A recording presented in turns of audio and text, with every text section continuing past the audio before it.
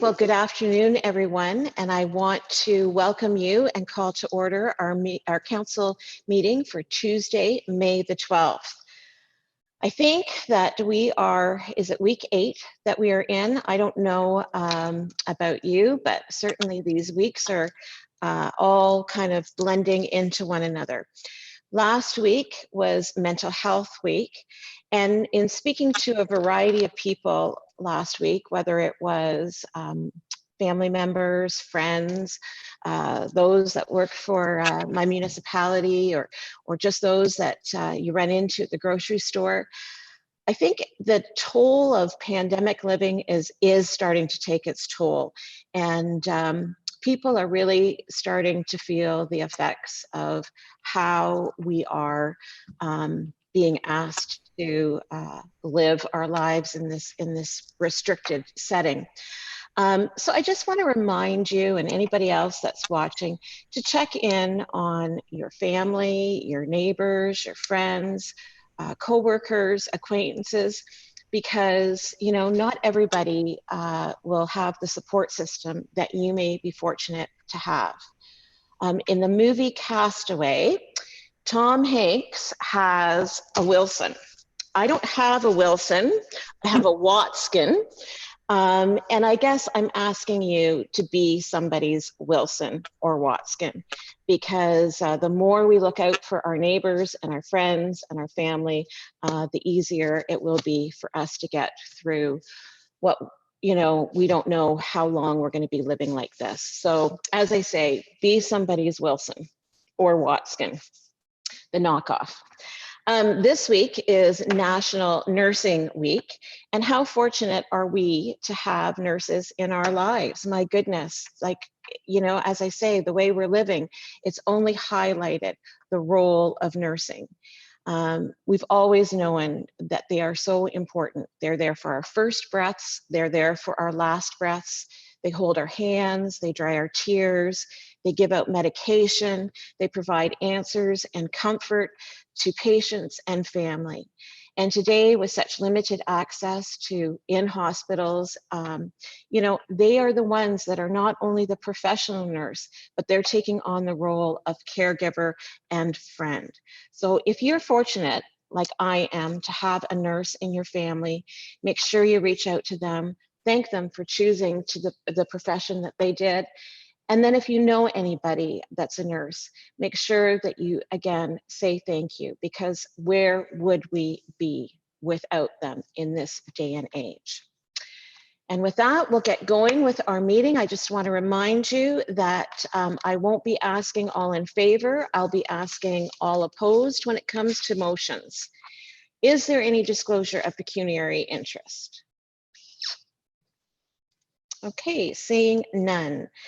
Business arising from the minutes. I don't have anything highlighted. I don't think that there is. Anybody want to speak to anything? You've got the minutes from our council meeting of April 14th. And just a reminder that they were previously approved at the end of that meeting. And we'll be doing that again at the end of this meeting. We don't have any deputations today. Any inquiry? Oh, Joanne, did you have a question? Just a quick question, and it's about the minutes. And why do we have is it because we're doing this virtually that we have to do them at the end of the meeting instead of the next meeting? Like what's the purpose of reading them at the end and saying yes or no at the end as opposed to the next meeting? Okay, I don't know if Kathy wants to take that, or Wayne, or Bill.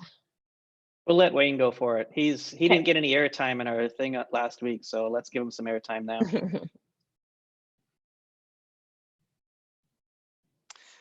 Yeah, the reason for that is it provides an openness and transparency redundancy in our e-procedure. So what we're doing in these meetings is on YouTube, people can view them in real time. They can also, and then we also have our regular delegations, which they can come and make their delegations. But with people being able to view it in real time, we're also putting the YouTube up on our website right after the meeting. So in case anybody had some issues or something, they can always view it. And then as the votes are also being recorded. So in the minutes, you'll see the votes recorded. And if they're passed in the same meeting, we're putting the minutes there as well. So you have the YouTube recording with the minutes. So it's just very transparent as to what's going on. So it's really because of the e-meeting procedure. Is that okay, Joanne? Okay. Okay, any inquiries or notices of motion? Okay, moving on to reports and new business. I think Has Brian Neil? had one, sorry. Oh, sorry, Brian. Oh, I didn't see that. Oh, Okay, Brian, sorry. yeah, thanks, Do you have any- Warden. Through the warden, Bill, how are we doing on the move next door? Do you have an update on that? Yeah, sure. So I guess there's a number of factors there to talk about, actually. The first is that I'm in constant communication with York. I just talked to them today about the work they're doing to, as we get closer to our closing date. And so they're on schedule, or they were until yesterday. And I think we still are on schedule. That's what I was just checking on this morning. But we had an incident yesterday where we had a testing problem when when one of their contractors was doing some testing. There was an electrical line hit, and that certainly did slow down their progress. Didn't do any damage to any person, but it did take the power out of the building and cause some slowdown in the testing. And that work is being repaired, I think tomorrow. Chris, you want to give me a head nod on that, or is it Friday? Or tomorrow? Okay, so tomorrow. And we don't anticipate any disruption to the 399 building as a result of the damage that was done. So that slowed us down a little bit. The work to clean up the garbage that was left behind is ongoing. And that work as well was slowed by, in our repurposing efforts, there were a number of file folders abandoned in the building. And in repurposing those file folders, it's interesting because what happened was there were file folders without files in them. So if I was moving, I would just take file folders and files and take them to my new location. That's not what happened here. It looks like they took the files from out of the file folders and left the file folders behind. In the process of repurposing those file folders, we actually came across a document that is a human resources letter that fell out of one of the file folders, which contained private and personal information about an individual. So we're going to obtain confirmation from the IPC that notice and destruction actions by the health unit will cover the county's responsibilities. That's always my concern, as we're kind of given this brief and unwanted acquisition of these data breaches through no fault of our own, but we have to make sure we're following MFIPA rules. And so we'll follow the health unit's direction and the IPC's direction in terms of destruction. But the reason I mention it is because that has really slowed us down, because now when you're going through and getting rid of garbage and repurposing, if you think that you're not going to run across anything that is personal, private, or health related information, it's a pretty easy process to go and start cleaning things out. We've had to slow down a little bit now and really look at things that are going out to make sure that we don't have an inadvertent data breach at no fault of our own because of what was left behind. So that's really made things more expensive and time consuming on our part. So yeah, the testing is continuing. That's going to be completed hopefully this week. And we're still on target as of this morning for the closure of the building in regular order, and we're in constant communication with York. And that's the only, yeah, I'd be glad to answer any questions, Madam Warden. Okay. Any questions, further questions for Bill on that? Joanne or Councillor Vanderheyden? All right, through the warden. So what are they testing? Like, are they testing boreholes or the building itself, or what is it that they're doing? Right, so the property has been tested. This will probably be Chris' third time. All of these tests have been done, and each time the testing is done, it's usually boreholes around just different environmental. They're all the same tests. They're just done by different people for different purposes. So at this stage, they're doing the exact same test that all were done before and came back positive. The positive or negative. I'm not sure. That's kind of like a Seinfeld moment there. I'm not sure which one's the right one, but I think, you know, they came back well. Let's go with that. So where we're at now is that these are the ones that are being done just for bank financing, and they're sort of wrapping that up. They're at the very tail end of that, and so that's what's being tested. So in the process of doing a borehole, I guess, Chris, or a testing site of some sort, they hit a line that took out the power and did some damage. So we're getting that fixed tomorrow. Any other questions on that? Okay, were there any other inquiries or notice of motion? Okay, moving on then to new business. Dedicated neonatal pediatric transport unit. Report from Chief Neil Roberts. We can see you way, way in the back of the boardroom. There we go. Zoom in. Okay, Chief, I'll hand it over to you. Thank you, Warden, and good afternoon, councillors. So the report that is before you today, as council may recall, in June of 2019, Ontario Minister of Health and Deputy Premier Christine Elliott attended Middlesex Line Paramedic Service to announce the launch of the neonatal intensive care transport and pediatric transport unit and the funding that was provided to us. At that time, the funding was for $277,425 annually, and an initial capital investment of $269,526. This was based upon a model that we would staff the unit as required, basically upstaffing on a request for service delivery. And initially, the project was going along that lines. But early on, we noticed here at Middlesex Line Paramedic Service that the demand for this service was outstripping what London Health Sciences and what Middlesex Line Paramedic Services had initially identified. So staff had been working with the Ministry of Health for the last several months to take the funding for the 2020 financial year from the initial investment to funding that would allow us to staff this unit 24 hours a day, 7 days a week, 365 days a year.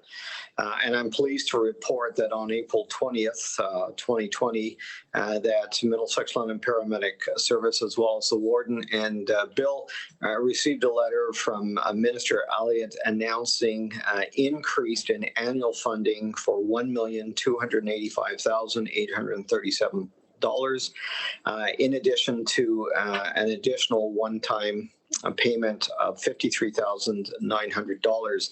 This is 100% funding, so that really takes us to staffing this unit 24/7, 365. The additional $53,000 is for the increase or the earlier need to recapitalize the transport ambulance, because what we're finding is we're putting a lot of miles on this unit than we anticipated. So they've looked at the capitalization period and decreased that. So we're extremely pleased with this good news announcement. Again, it's a continued investment and recognition of the services that Middlesex County and Middlesex London Paramedic Service is doing. So the recommendation within the report is that County Council accept this report and authorize the execution of the documents in order to get those forward. So Warden, happy to take any questions that council may have. Great, thanks, Neil. Any questions for Chief Roberts on that? Councillor Mayhew.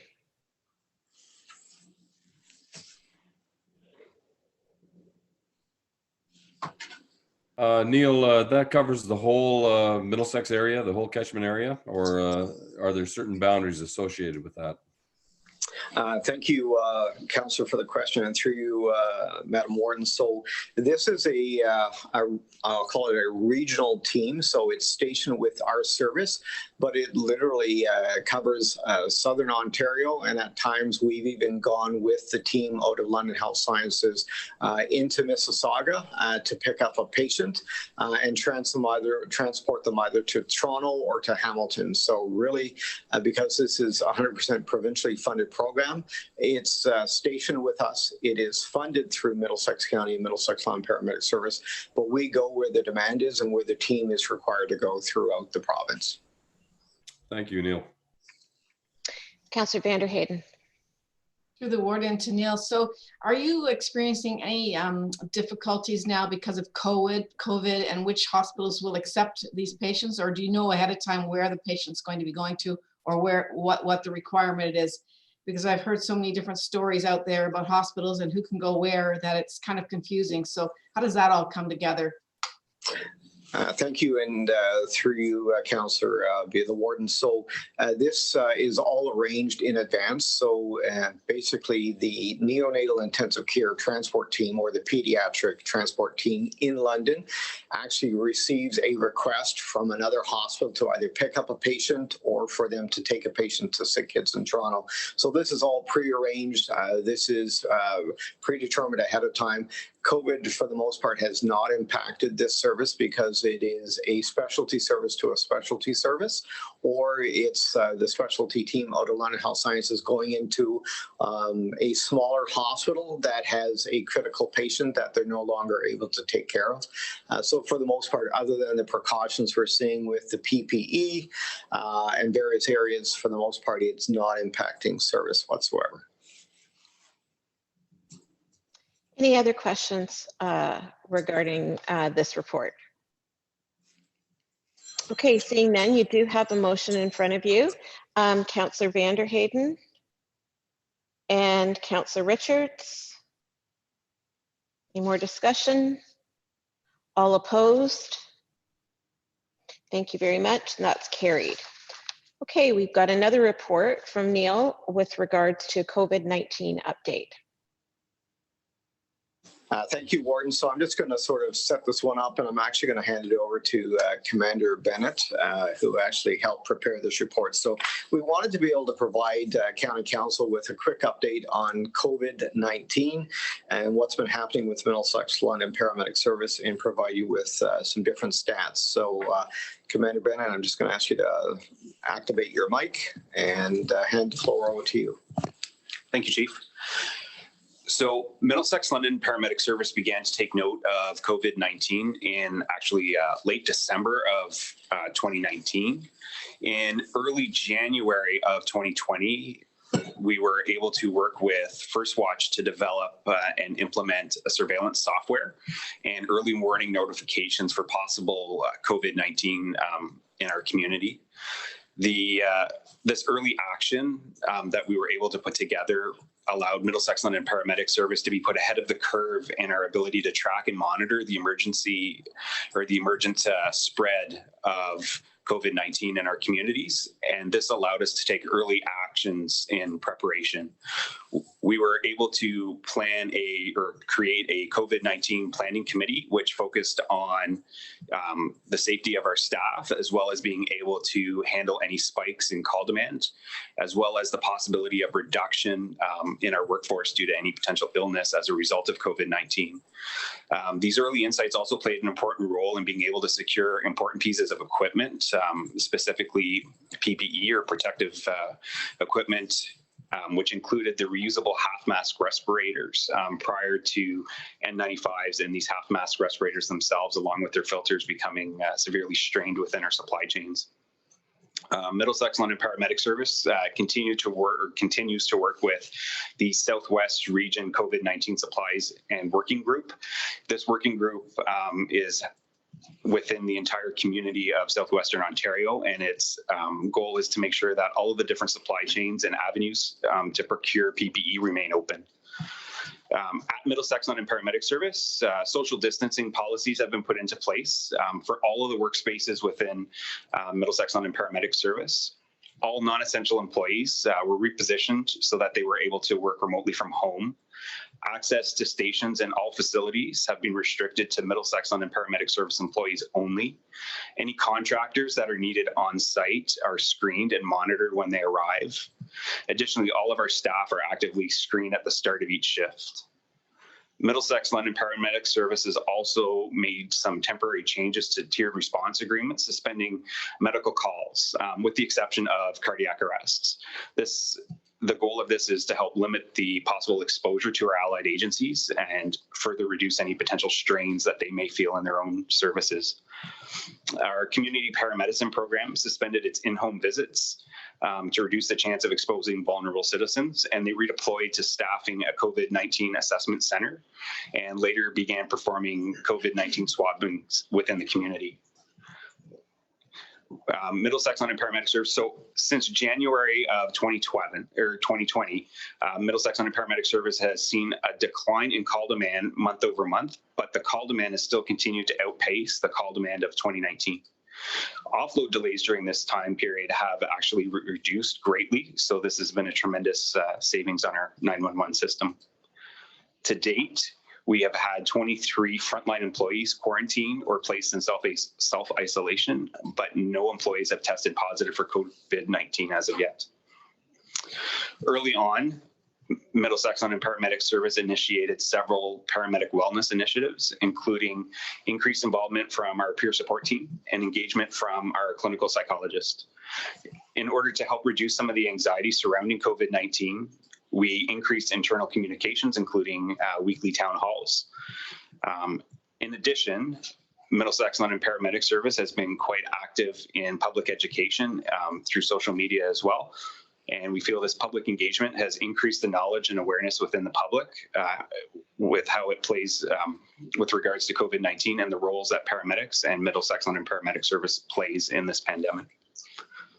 I want to just quickly, Adam, maybe Morgan can help. We have some slides as well that we want to share with you regarding our real-time data from dispatch and our tracking of COVID. So if you want to just tell Morgan which one you want. Perfect. So if Morgan could go to the first slide. So this slide here is what you'll see this is a screen capture of what all of our superintendents and senior management have access to. This will track COVID-19 exposures in the community. So this is part of our surveillance and early warning system so that we can actually see live trends of COVID-19 as it emerges in the county. So when an ambulance is dispatched out to a potential or a patient that has a potential exposure to COVID-19, there's a warning system that you'll see down in the bottom left. And in the top right, the EPCR screening is when an employee or a paramedic has actually completed the call, and if they've documented that there's a possible COVID-19 exposure on that call, or the patient was possibly exposed or possibly positive for COVID-19, it triggers in there as well. If Morgan, go to the next slide. This is our real-time tracking of those calls. So we have actual real-time data to be able to support the calls as they go out. So we can actually review the call information as the paramedics are dispatched to the call, as well as review the EPCRs and the patient care records afterwards for further follow-up. This will help ensure that our paramedics stay safe, and that if there's any notifications that need to be made with regards to possible high-risk exposures, that they're tracked as well. And the final slide, Morgan.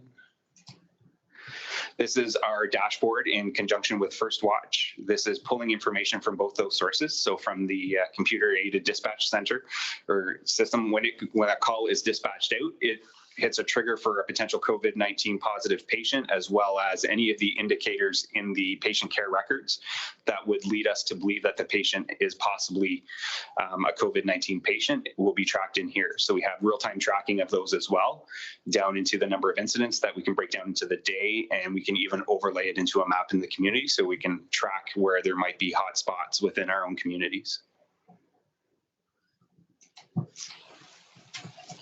Okay, Warden, that's a quick summary of COVID-19 in 2020. Happy to put it over to you if there's any questions that you or council may have. Okay, that's great. Thanks very much, Neil. And thank you very much for that report, Adam. You know, the one thing, in the report that you've given, it just really shows the leadership that is at our paramedic services, and how proactive you've been with regards to the COVID-19 situation. I think it goes to say this is, it goes from the top down, and we of course have seen it on the administrative side with what Bill has done with other departments, but I do want to congratulate the work that's been done with paramedic services and how proactive you've been with this situation. Any questions at this time? Councillor DeVitt. Thank you, Warden. I'd like to thank you for those reports and echo the Warden's comments. You've been keeping us updated all throughout this COVID epidemic crisis.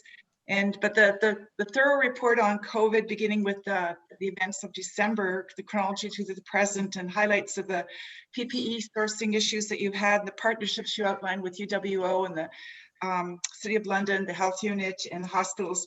You definitely deserve congratulations on all these efforts.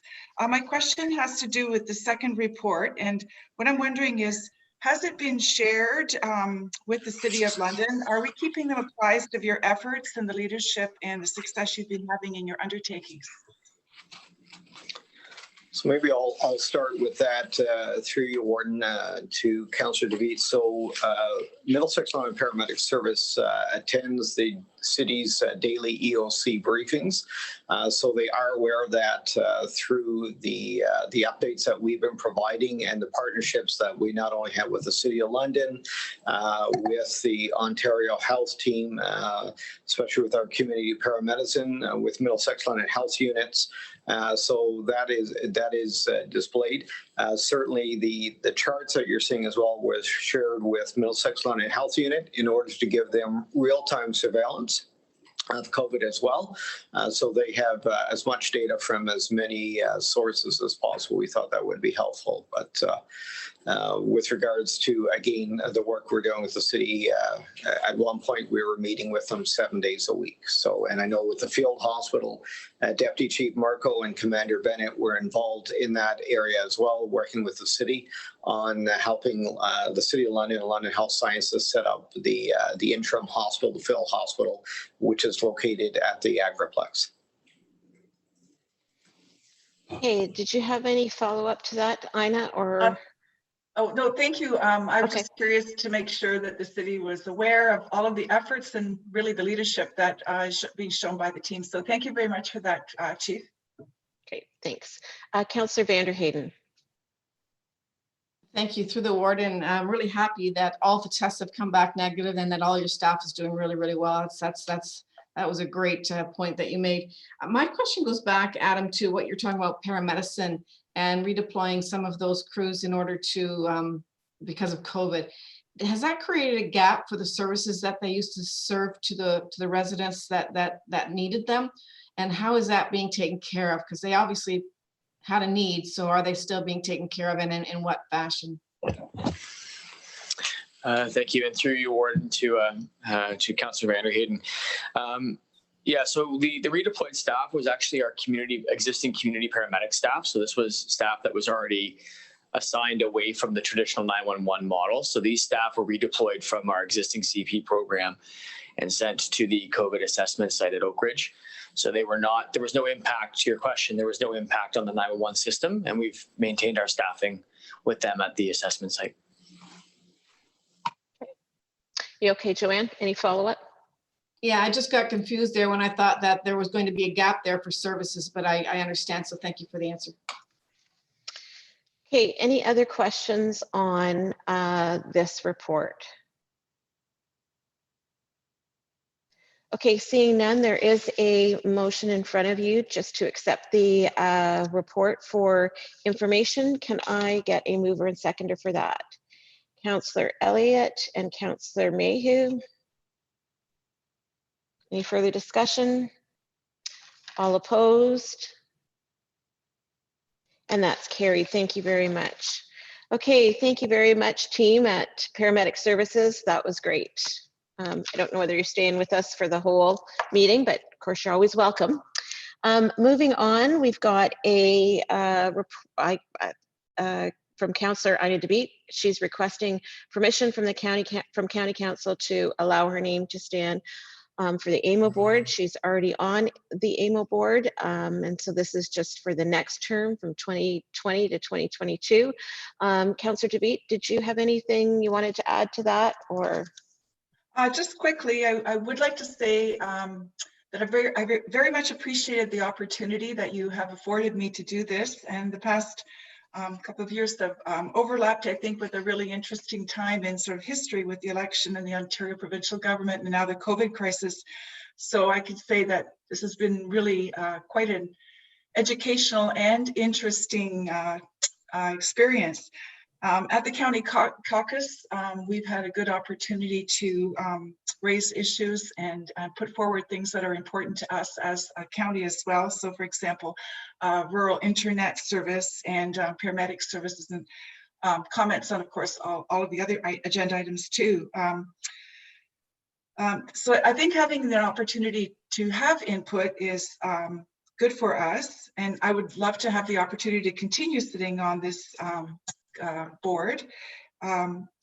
Just as a side note, I have taken on an additional role with the LAS, so I would very much appreciate your support, and your kind endorsement would be appreciated. So I think that's about it. If there are any questions at all that you have of this role or anything I'm reporting on, please don't hesitate to ask. Thank you.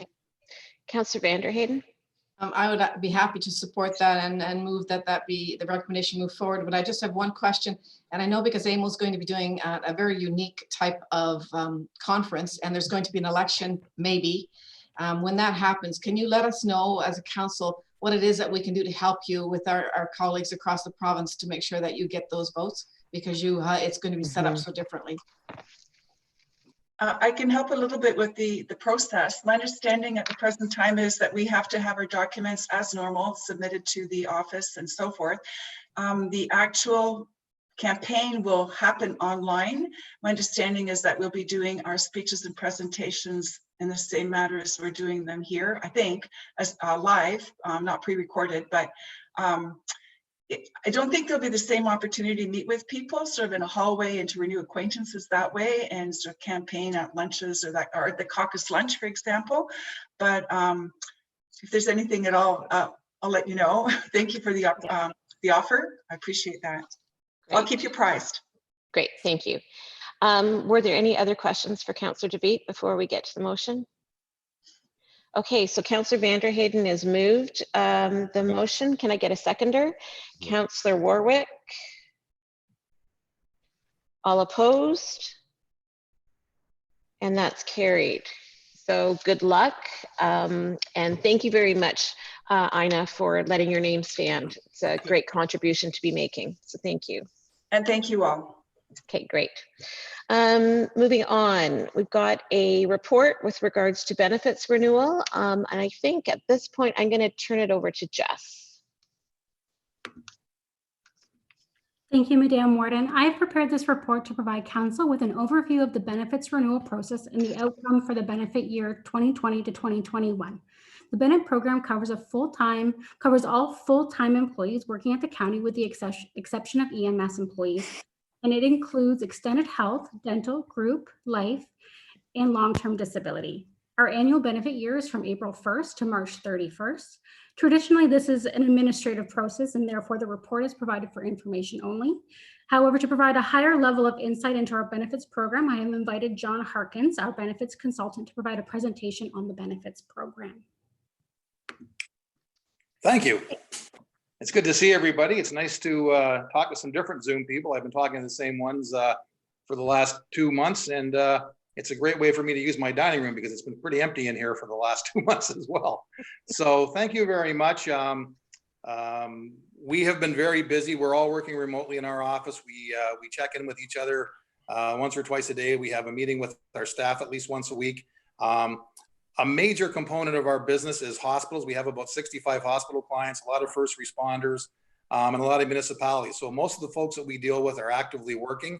So, you know, it's created some different challenges for us, but, you know, we've been able to meet the call. What we did here, I sent a presentation out earlier. I'm not sure if it's available to go up on the screen. That was an overview of just some of the highlights from the renewal. I think we'll get it on there for you in just a second, right, Morgan? Yeah, no problem.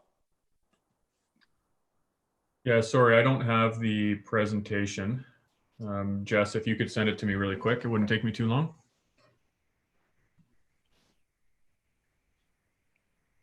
So I can tell you what you are going to see in the presentation. It's all very good news. The plan renewed with no overall change to the bottom line. There was some reductions in some areas. There was some increases in some other areas.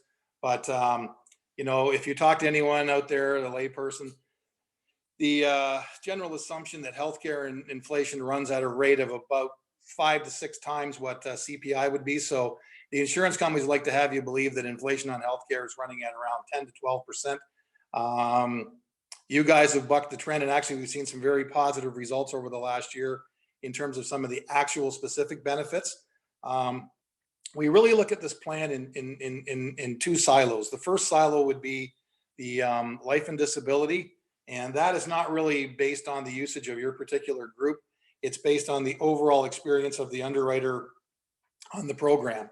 It's based on the male-female content, the occupational risks. There's a number of factors that go into it. So it's more demographically assessed. The health and dental is strictly based on usage. So there we go. So if we go to the second slide, there are the plan highlights. So you'll see there that there is no overall change in premiums.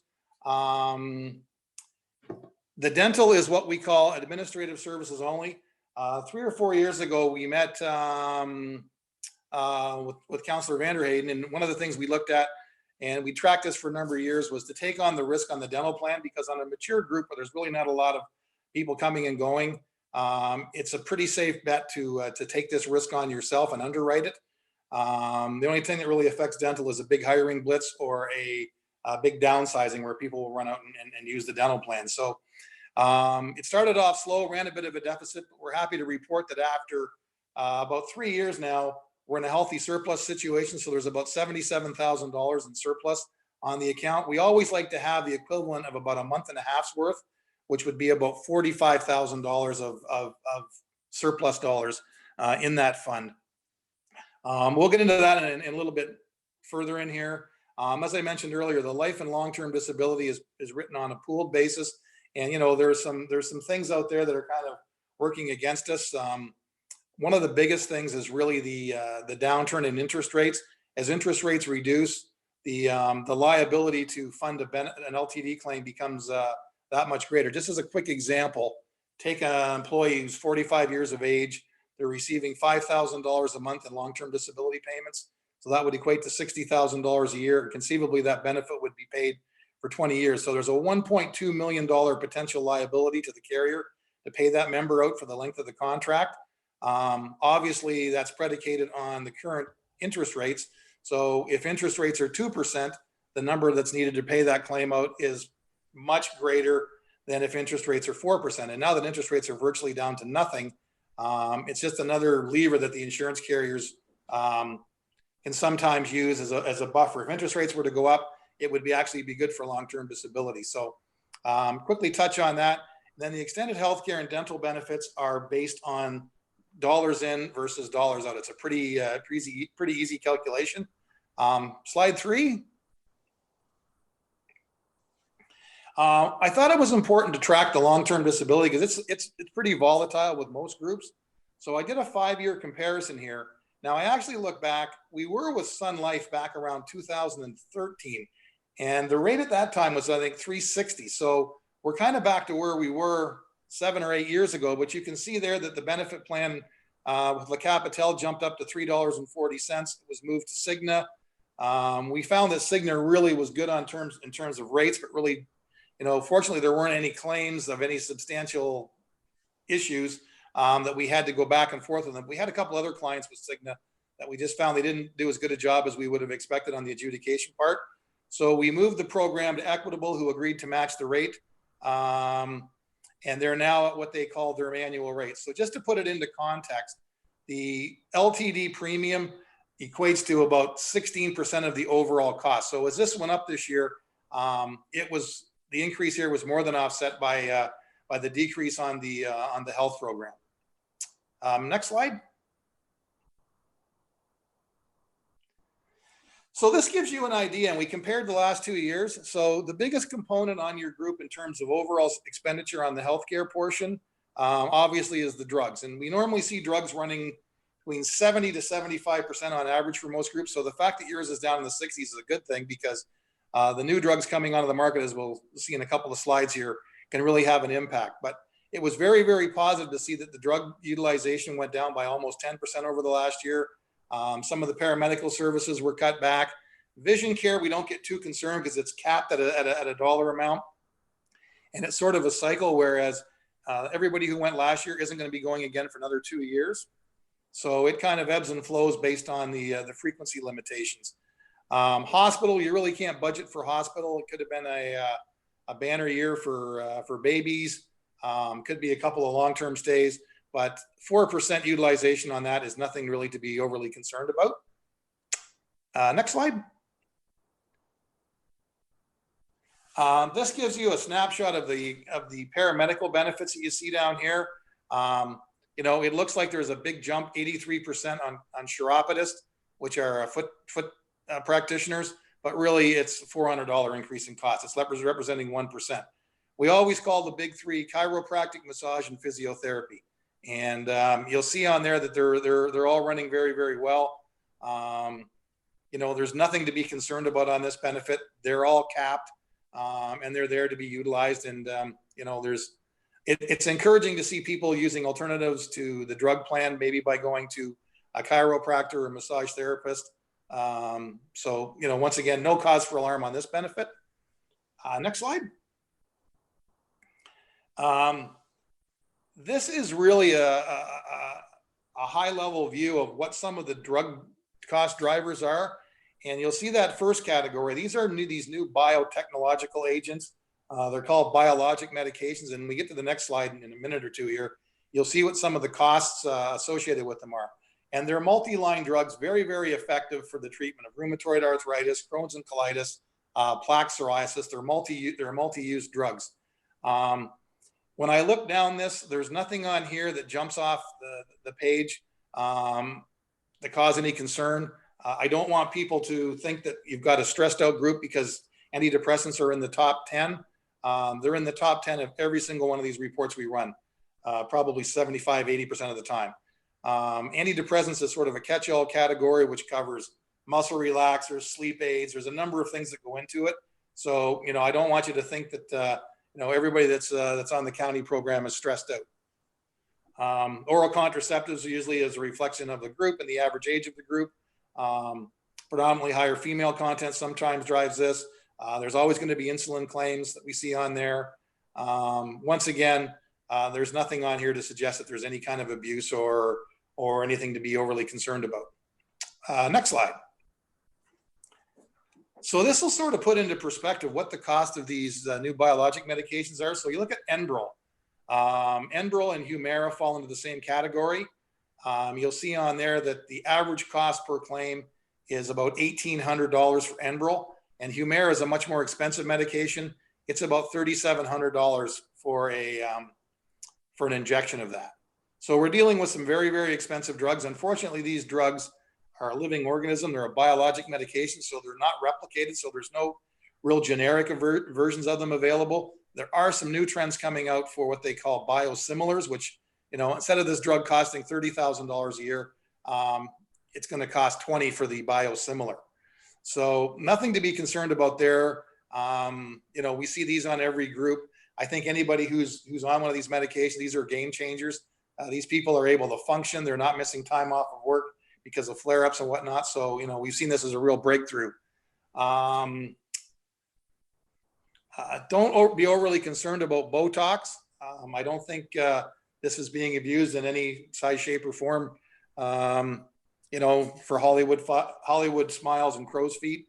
This is normally an injection mostly for sciatica. to numb the nerve, to reduce the numbness in legs. Once again, pretty common. There's nothing really on here that jumps off the page. The odd time on some groups we'll see a new medication. There's a bunch of anti-neoplastic classifications out there that are late stage cancer medications. And about 3 years ago, we saw a huge run on claims for hepatitis C, which is now curable 97% of the time. But the cost of curing a hep C claim is probably between $75,000 and $80,000. It's a one-time charge. But once again, a real game changer for anybody who has that condition. Next slide. This will give you an idea of what's going on in the dental plan. Like we said earlier, we set this plan up on administrative services only. It's ran well, so it's in a surplus position. We monitor this all the time. If it gets to a point where we think there's a little bit of relief, what we would suggest is take a premium holiday, meaning you would use the money that's built up in this surplus account towards payment of premium. So you would save we usually go a month or a 2 month increment on this. So if we were to monitor this, and towards the end of the year, if there was an availability, we would suggest not making any payment remittances and just having the payment come out of the dental reserve. Another thing I think was interesting too, is that the dental ran well last year, despite the fact that the Ontario Dental Association voted themselves the largest increase in the last 15 or 20 years that I can remember. They normally average around 2%, and last year they put in a 4% increase. I guess to tie this in with COVID, we're curious to see how the utilization is going to be on our next reports. Basically, dental offices shut down mid-March. There was really no opportunity for services come April. This is going to continue right into May and potentially into June until things get back to normal. So these people are, we got a call today from our dentist that they want us to come in September. So that's how far out they're booking. So, they're still churning away and trying to get people in to see visits. So the dental work that needs to be done isn't going away. It's just being delayed. So any savings that we may get, we may be playing catch up in the summer or fall as these offices start to reopen. Next slide. Any questions on that? That's a pretty high level overview of things, but overall, we see the plans in good shape. No increase in this day and age is pretty good. We know that, on these programs, some rates are going to go up, some are going to go down. What you lose on the apples, you make up on the bananas. Question? Okay, all right. Well, thank you very much for that report, John. That certainly gives us some insight into how the benefits plan works. Was there anything that you wanted to add, Jess, at all before I open it up for questions? No, I'm good, but I think Joanne had a question. Yeah. Okay, Councillor Vanderheyden. You get to go first, Jess. No problem. You could. No, not an issue. Just two quick questions. One on the dental, and you said, if we got to a point where we thought we had too much in that account, we should maybe use part of that for something else.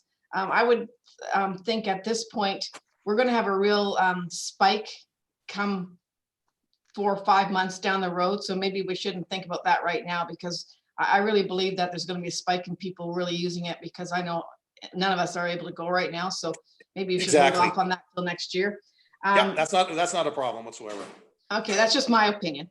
And the second thing I wanted to ask a question on page 6, you were talking about the claims, and then they had that column with the numbers, and the one had 579 claims. Now that could be more than one person, or it could be one person with 5 claims, right? Those are total claims, yeah. So, yeah. Okay, so it could be. That's a combination. So it could, if you've got a family with yourself, your spouse, and 4 dependents, they conceivably could have quite a number of claims. So that was the total number of actual individual claims that were dispensed. Okay, because when I looked at it the first time, I thought, wow, that many people, we don't have that many people working for us. So it's got to be somebody using it more than once. And for the actual number that I looked at, it had to do with mental health issues and stress. And so I think it's good that we're using that service, because that's why we have the service, so our employees can get the help they need for whatever. So I have no issue with that, but I just wanted to make sure that I understood the number chronologically. Yeah, if you had 10 people and they were all on a maintenance medication, that'd be 120 claims just for those 10 people right there, right? They'd all get a claim every month. And those reports can be a little bit misleading. We've got situations on some other groups where we got people that are going through methadone treatments, which is a daily treatment.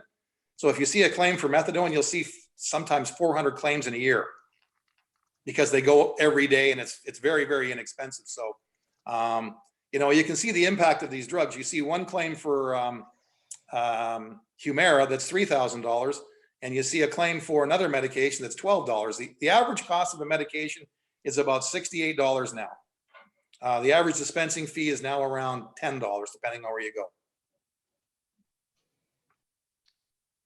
Okay, any other questions for John at this time? Yep. Councillor Cornelison, and then we'll go to Councillor DeVete. Thank you. Through the warden, John, you just touched on that a little bit about the dispensing fees, and given that the prescriptions are limited to a month's supply, there will be a big increase in dispensing fees. Will that have any impact on the package? It will. I mean, it's funny because we've had a couple people that complained that they were only able to get a month's worth of drugs. The reality is, and I've talked to a couple of pharmacists in the last few days, they're very concerned that there's going to be a shortage of drugs because, you know, we know where these drugs come from. They come from China. So you are going to get added dispensing fees. You know, if somebody was on a maintenance drug that they got a 90-day supply and they went to Shoppers, there would be a $10 fee. Now there could be three $10 fees. It's not going to be a huge part. It's only a small fraction of what the cost is, but it's certainly not going to reduce costs. Thank you. Okay, Councillor DeVete. Thank you for that report, John. I just have a quick question on the dental as well. To the extent that regular cleanings are normal visits and you have X months between visits, to the extent that we've kind of missed 3 or 4 or 5, depending on when they get back to serving the patients, we're not going to be catching those up because those intervals are set by the policy. Is that true? Yeah, so what's going to happen is if someone was scheduled to go in April, that was their normal, and they weren't able to go in April, and they can't get in until June, their June appointment will go in, and then it will just basically their next appointment will be scheduled from whenever they're able to get in. So that's what I thought. They'll never really fully catch up on that. There are a certain number of appointments that, or is it an annual under this policy? Sorry, I was making assumptions. They're done. There's frequency limit. I think it's every 9 months. Yeah. Okay. Got it. So so the 9 months will start from June. It won't start from April if they had an April appointment. Okay. Thank you. I'm suspicious that when people do go to the dentist, that there's going to be some extra cleaning done. There's going to be some extra scaling done, and there's going to be some extra x-rays done. Yeah. The number of units of scaling could go up, but isn't that capped in the policy as well? Yep. Okay. People don't usually hit it, but I'm very suspicious that some of these ceilings that didn't used to get hit are probably going to get banged around a little bit. I bet you're right. Thank you very much. Okay. Okay, any other further questions for John at this time? Okay, seeing none, thanks again, John, for joining us this afternoon. Certainly appreciated that report. And we just do have a motion to receive the report for information. If I can get a mover and seconder for that. Councillor DeVete and Councillor Elliott, all opposed. And that's carried. Thank you very much. Thank you, everybody. Stay safe. Yep, thanks. Hope you get opportunity to use your dining room again. Okay. Okay, thanks. Okay, moving on. Report from Morgan regarding Municipal Modernization Program Service Delivery Review for Digital Transformation Service Agreement. Morgan. Thank you, Madam Warden. Through you to Council, today's report is just a quick one in regard to our municipal modernization program efforts.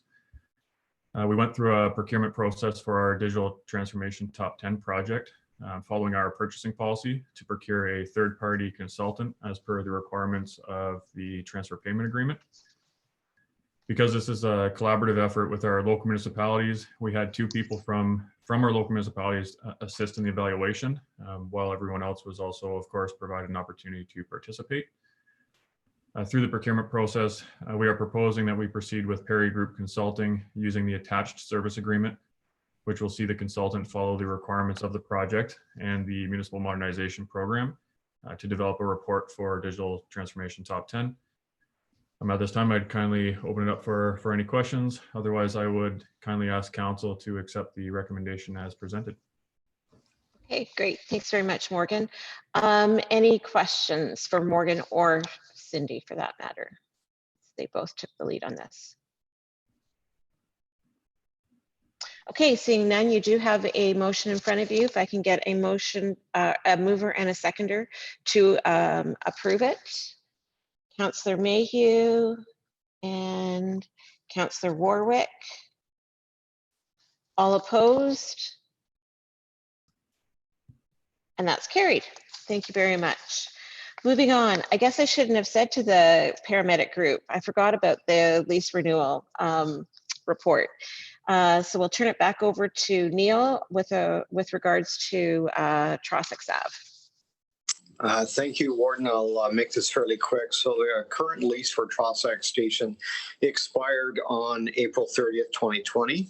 As a result, we've been in discussion with the landlord, and we are proposing a lease renewal, which is a continuation of the existing lease costs at the same lease conditions and the same lease document that was approved a year ago by County Council.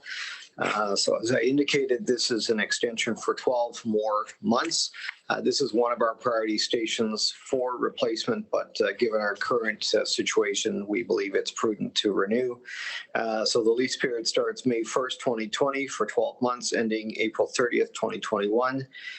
The annual cost is $21,944 annually, or $1,828.67 a month plus HST. Again, that is the same amount that was approved 1 year ago. And all costs associated with this lease and this lease renewal are contained in the 2020 budget. So there are no additional costs being asked for or incurred. So the recommendation, subject to council's approval, is to renew and execute the lease agreement. Warden, happy to address any questions council may have. Oh, great. Thanks very much, Neil. I think it's pretty straightforward, but are there any questions for Neil and his team on this? Okay, then can I get a mover and seconder for the recommendation? Councillor Richards and Councillor Smith. All opposed? And that's carried. Thank you very much. Moving on, councillors' comments and other business. Any comments made or to be made by anyone? Questions? Councillor Warwick. You just have to unmute, Allison. Oh, you're still muted. So there we go. There we go. There we go. Thank you, Morgan, for that. This, first of all, goes back to the presentation that we had on May 7th for our local councils. First of all, I congratulate you. I thought the format worked very well. And it was a nice presentation for everybody to have, and it was good to see everybody on board. I just have a question for Bill, and that was regarding the SWIFT part of that presentation. I know on April 8th we had gotten an email regarding the approving, or actually information regarding bridge loans for SWIFT to start doing construction. They were worried about payment to their vendors, I guess, and how long it takes for the province to pay them and the gap in between. And that was kind of the last I heard of it. And then on that presentation, there was some timelines presented saying that construction would be starting in 2021, and that the RFPs would be going out or gone out, and that the contracts in November would be awarded. I just wondered if we had any more information in between that, because I thought the bridge loan needed a resolution of council. So I just wanted to make sure I was caught up on it. Yeah, okay. Let me just try to think back along timelines there, because I think there is a gap in information maybe that council has. So we were trying to get over a couple of hurdles. One, we were trying to figure out whether or not this was a violation of the Municipal Act around bonusing, the way they were asking us to do it. And So Wayne did some work on that, and I don't see, oh, Wayne's up in the corner. Hi, Wayne. We probably don't need to get into whether it was bonusing or not, but we did a lot of work with Swift and legally to find a solution to the question of whether it's bonusing, because in our mind, if we did it the way they asked us, it certainly left the impression that it was bonusing. And while the matter might be gray, it did leave us quite open to being accused of bonusing. So we worked with Morgan, and we worked with Wayne, and we worked with Barry, who from Swift, to find a solution. And that solution probably isn't what has been told to council yet. That's probably where the gap is. And the solution is that we're going to let the RFPs go out, and then we're going to ask you to guarantee the loans, provide that guarantee right at the time whenever we know exactly what they're going to do. So, and that would be the reason why that would be in keeping with the agreement that we have, is because then they will be committing to doing those circles that Morgan sent out as the description of where the work is going to be. So that gets us around the bonusing. And then, like I said, the second issue was, how does this comply with the agreement that we already have? We don't want to just turn it over to Swift to decide what they're going to do.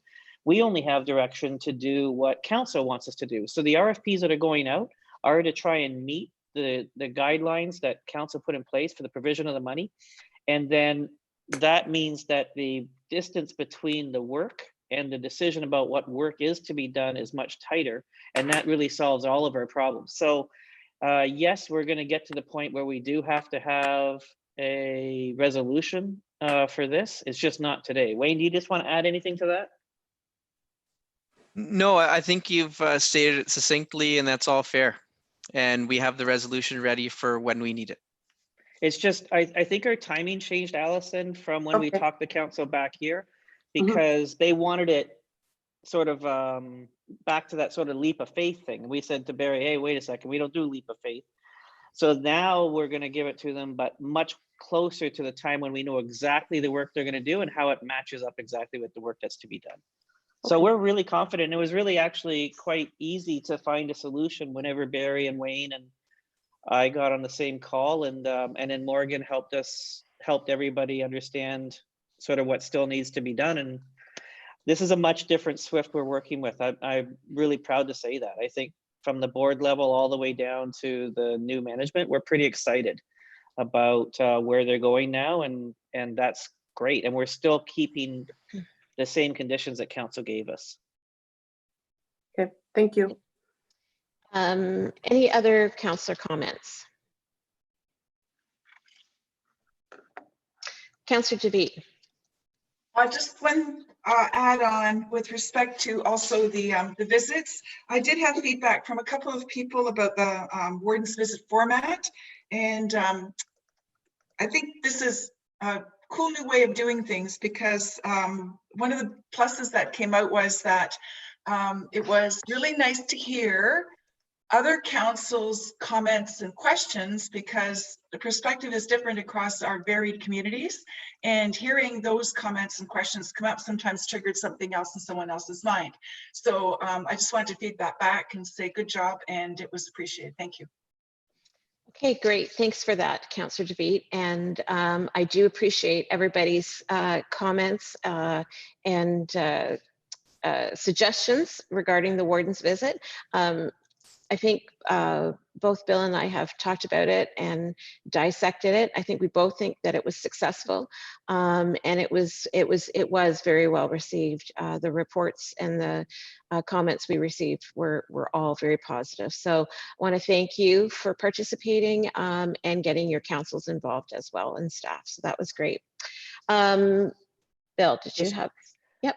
Well, besides saying that you're a big hit, Warden, on YouTube, because we've had a lot of people watching this, I think it's just Brennan watching it over and over again. That's what I think's happening, but maybe not.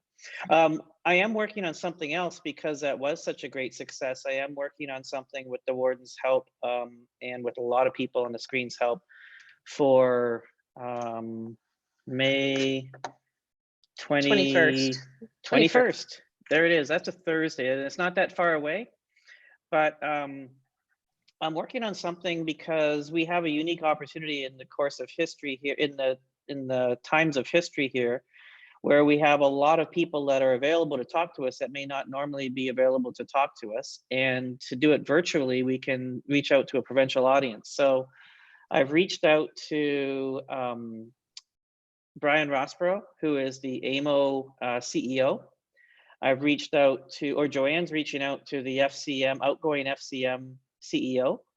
I've reached out to Monty McNaughton, who's already agreed to participate. And I've reached out to, I will be reaching out to Minister Urick and the Minister of Health and the Premier tomorrow. And the idea is that we'll get 4 of them probably that will have a sit down with us for 15 minutes each and talk about the way they see the provincial and federal world going in a post-COVID environment.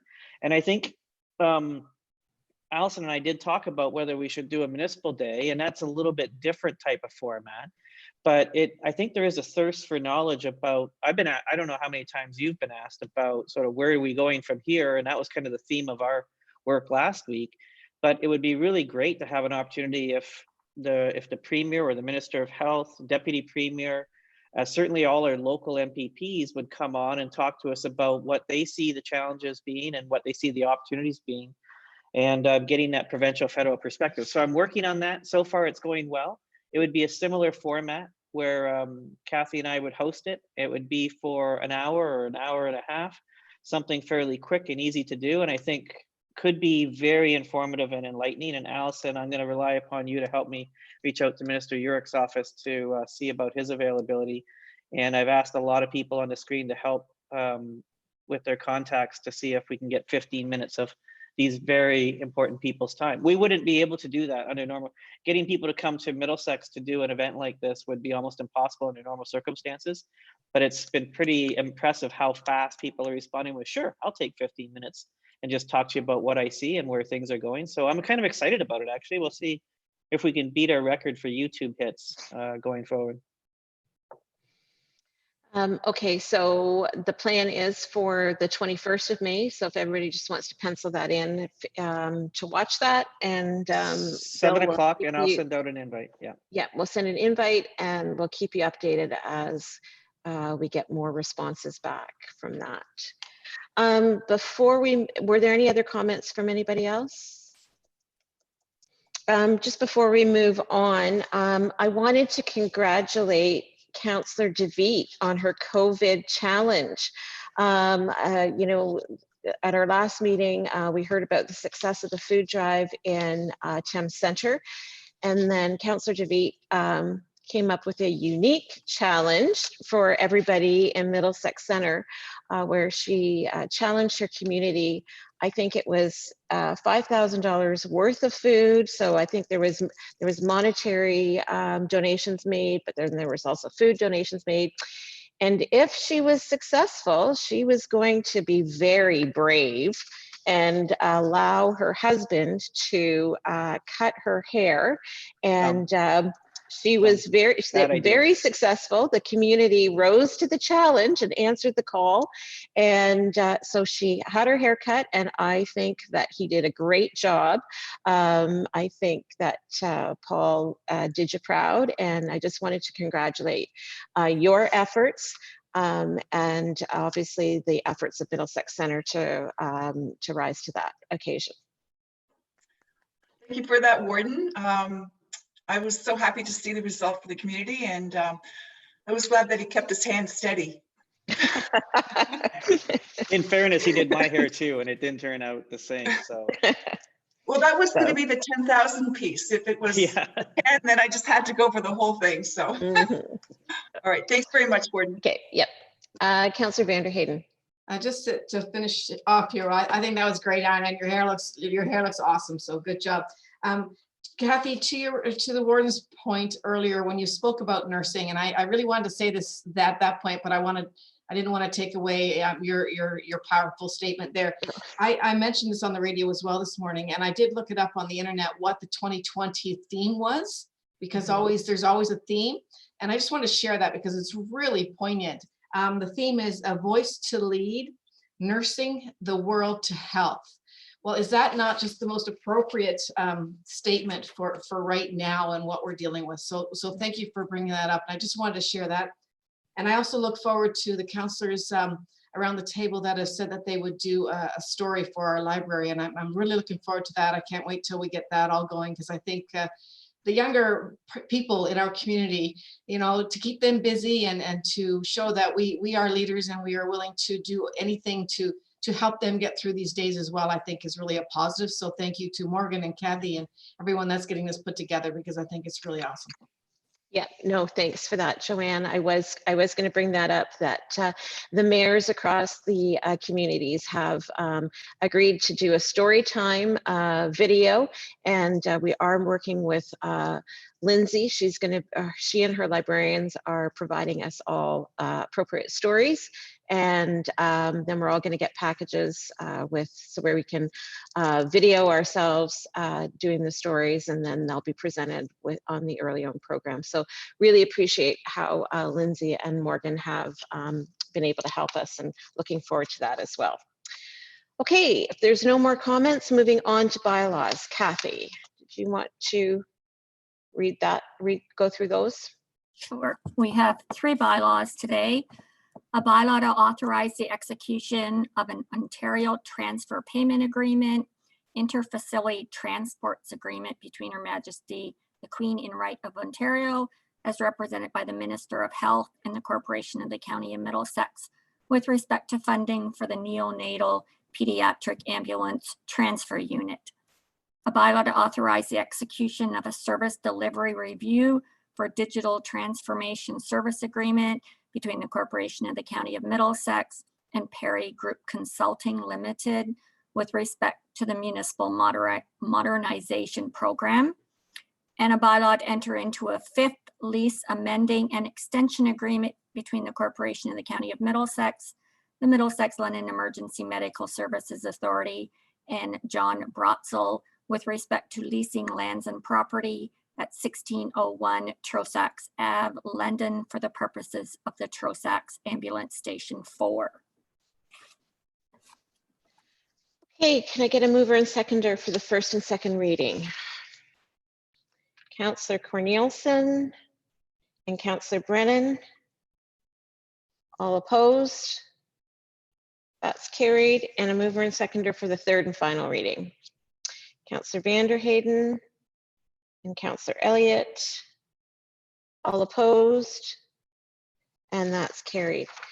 And just before we move into the committee of whole, it's brought to my attention that maybe Councillor Ropp had a comment that I missed. Thank you, Warden. It's nothing too serious, but I just wanted to pass on that we have a parade going past the nursing home across the road from me right now. It's been going since 2 o'clock, and it's been steady vehicles. And I just wanted to thank the paramedic. I think it's a supervisor's car, but they took part in it, and I just wanted to thank them for that. And it's amazing the amount of community it's going by here. That's great. No, that's awesome. So thanks to all those involved going past Craigwell. Okay, moving on to the committee of the whole. I guess we've just got correspondence items, it looks like. If I'm reading this correctly. Okay, so general payables to April 30th, 2020, totaling $328,290.52. Planning payables to April 30th, 2020, totaling $31,330.51. Electronic payments for the month of April 20th, totaling $1,899,139.42. Social service payables to April 30th, 2020, totaling $281,145.17. Strathmere Lodge payables to April 30th, 2020, totaling $183,510.23. Road payables to April 30th, 2020 totaling $439,467.06. MLPS payables to April 30th, 2020 totaling $882,725.16.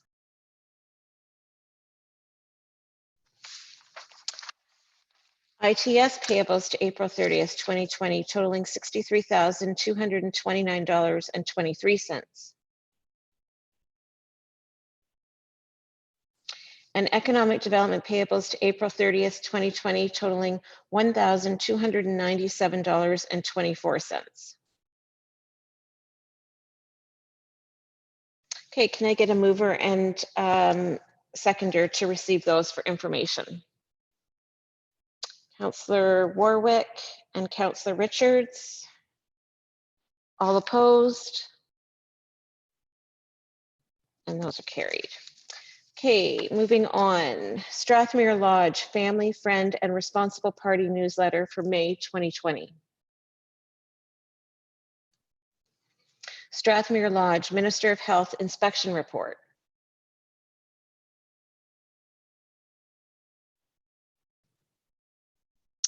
Copy of the Housing Quarterly Report from the City of London. Councillor Elliott. Thank you, and through you, the warden. Just reading through this report, so we know from our budget that we saw a 22% increase from the City of London. And just reading through the quarterly report, kind of seeing where that money is going towards, what projects they're working on, things like that. There is a definite lack of any acknowledgement to the Middlesex County. It's very City of London focused. And so I think this question would go to Cindy in regards to, I know we had talked before about having the City of London come out, their housing department specifically, and speak to not only the budget increase, but the projects they're working on, if they're looking and where they're looking to expand into the county and that sort of thing. So to Cindy for that. Okay, Cindy. Thanks. Through the warden to councillor. The county has invited the City of London housing managers to the next county council meeting on May 26th at 1 o'clock. I'm just waiting for a formal confirmation that they'll attend this meeting. And I've also asked that they address the questions that councillor has raised in regards to how the funding and the budget will address county residents who are living in either affordable or social housing. Okay, any follow-up on that, Councillor Elliott? Okay, any other questions? I think I saw Councillor Vanderhaden's hand up, and then I'll go to Beat Warwick. Thank you very much. And as I was reading these reports as well, I had a lot of concerns, and one in specifically, and that's on page 16 of 24, and in there it says, create more housing stock, regeneration of London Middlesex community housing ongoing initiative. So at first blush, great, they're working on London Middlesex housing and they're moving it forward. But in the explanation, it says a long-term plan to create more purpose-built, sustainable, affording housing stock in London. Has no comment there about Middlesex County whatsoever.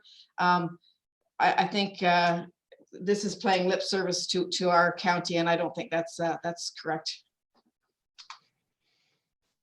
Okay, that's more of a comment, I think.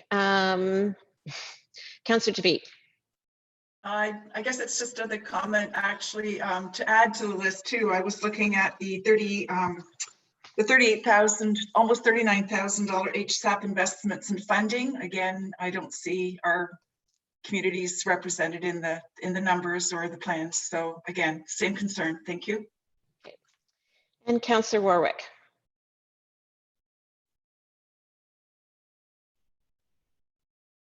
Thank you.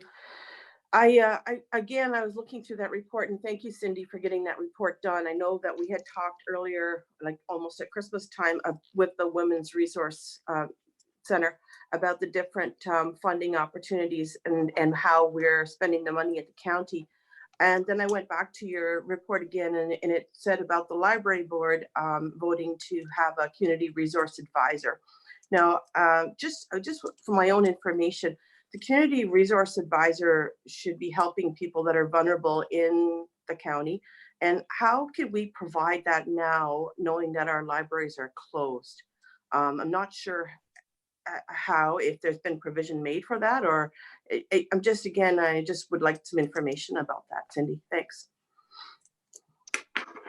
Okay, I think that one's the community homelessness report, correct, Allison? Yeah. Okay. Just before Cindy answers that one, I just want to make sure, are there any other questions on the quarterly housing report? Sorry, I asked. No worries, no worries.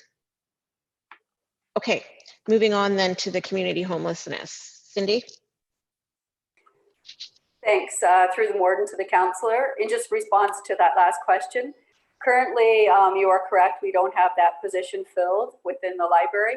However, social services is kind of picking up that role in the interim with my manager of social services.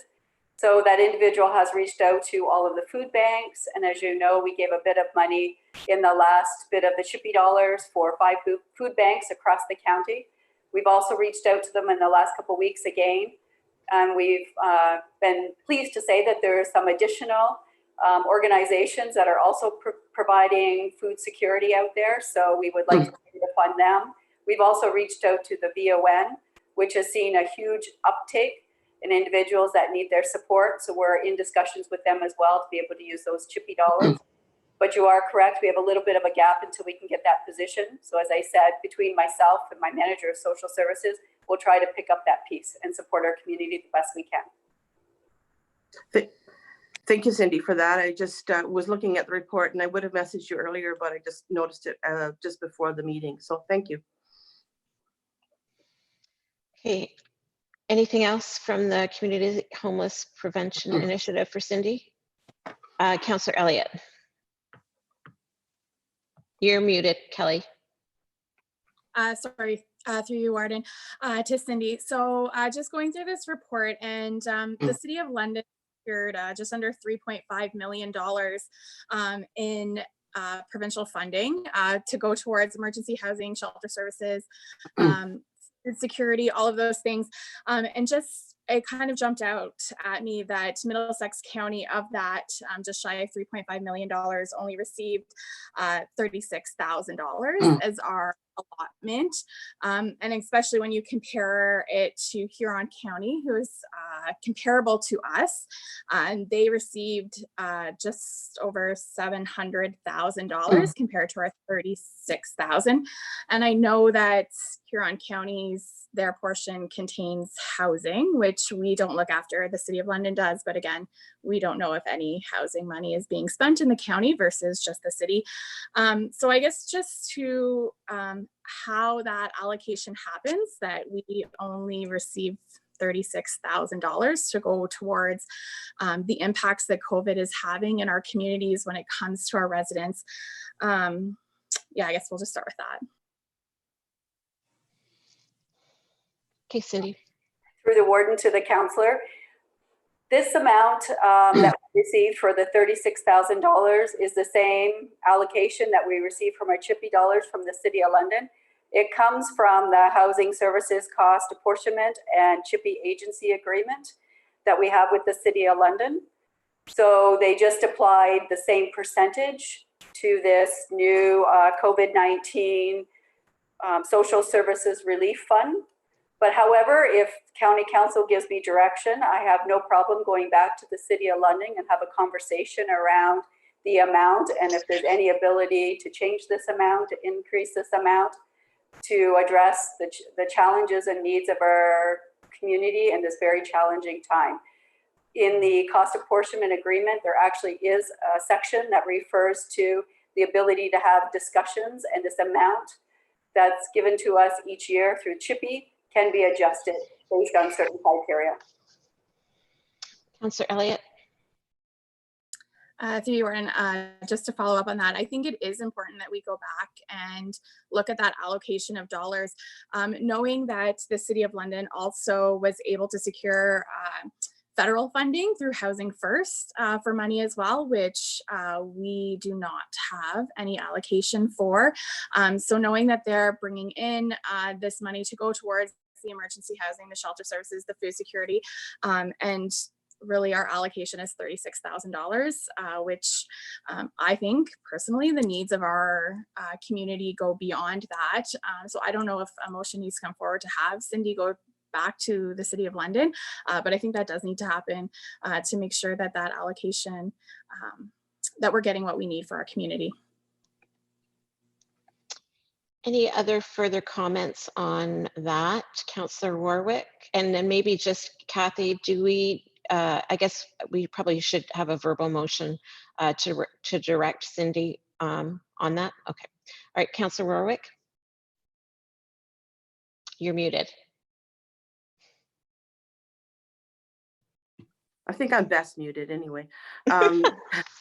No, but I do participate in a women's focus group with MP Vecchio, and I'm again scheduled for another meeting with her next week.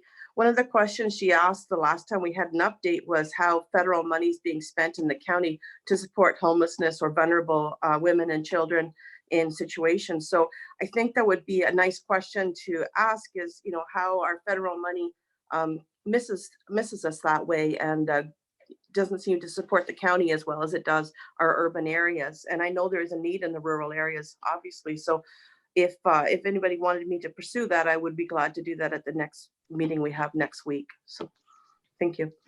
Okay. Councillor Vanderheyden. If Councillor Elliott's making that motion to move forward, I would be happy to second that, and then Councillor Warwick can actually take that with her as something that we've put together, because I don't want to skirt around the City of London. I want to make sure that they understand as well, and then we can go by that. Okay. Cindy, did you have anything to further add to the comments or conversation? I guess through the warden, I just want to point out in November, County Council actually approved our first homeless prevention and housing plan for 2019-2024.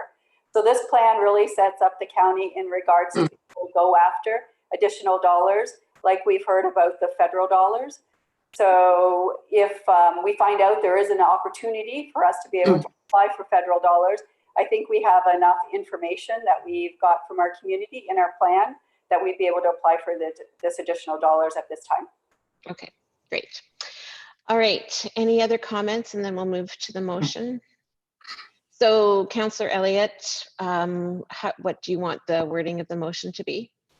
So I guess I would just direct Cindy to go back to the City of London and use, I'm sure Kathy can perfect this, but use the clause in our agreement that allows that flexible allocation to look at increasing our allocation amount for that emergency funding from the province. Okay, great.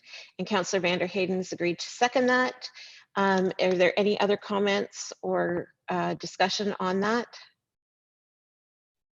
Okay, all opposed to that motion? All right, and that's carried. Thank you very much for bringing that up, Kelly. And Councillor Warwick, yeah, bringing that to Karen Vecchio, I think is key. That's good. Thank you. That'll be a good discussion. Any other discussion with regards to the report from Cindy with regards to Chippy? Okay, moving on. Second report of Middlesex County Library Board meeting held on April 7th, 2020. AMO updates on COVID-19 from April 10th to May 1st, 2020. AMO update entitled AMO releases OPP Detachment Board's discussion paper dated May 1st, 2020. AMO update entitled AMO launches virtual 2020 conference dated May 2nd, 2020. Letter from the Office of the Solicitor General advising that there will be an extension for the community safety plans past the January 1st, 2020. The new deadline will be set by regulation at a later date. Letter from the Minister of Municipal Affairs and Housing with respect to introducing legislation to allow for the suspension of specified timelines associated with land use planning matters.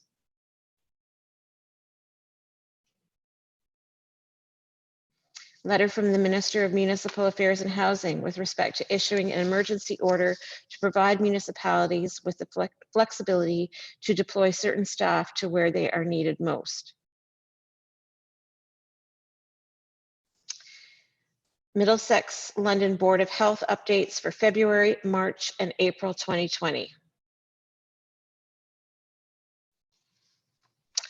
Letter from the Middlesex London Board of Health providing information on the 2020 budget.